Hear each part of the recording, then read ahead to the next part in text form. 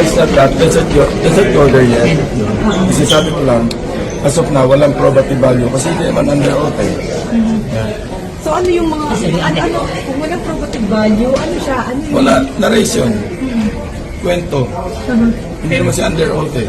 Pumunta siya rito, mag-take oath siya, at sabihin niya yung statement niya, then yun ang may probative value.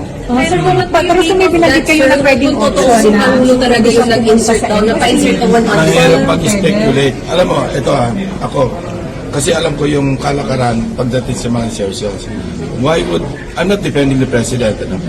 Why would he insert 100 billion sa BICAM, samantalang sa NEP, kaya niyang gawin yun eh.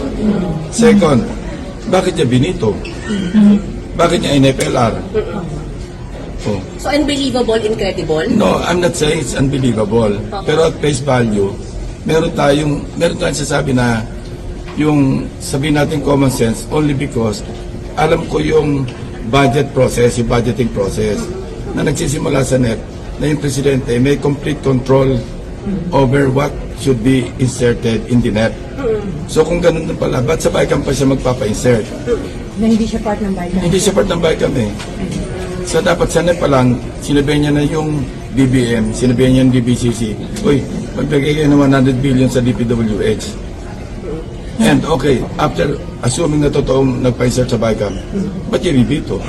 Sayang ba na hindi nyo na-invite kahit sa Zoom si Zaldico para sana kahit pa paano? Yeah, because Natanong niyo, sir? si Senator De La Rosa suggested sa chat group namin, sabi niya, Sir Ping, may apprehension ako kasi pagka pinag-zoom natin yan, hindi naman siya under oath, baka gamitin lang propaganda at kung sino siya ituro. And we cannot hold him accountable. Hindi natin siya ma-cite in contempt of the committee because wala siya rito. At hindi naman siya under oath. Now, kung pupunta siya sa isang embassy, Philippine Embassy or Philippine Consulate, at doon siya magre-request na mag-zoom under oath, valid yun. Pwede po ninyong payagan.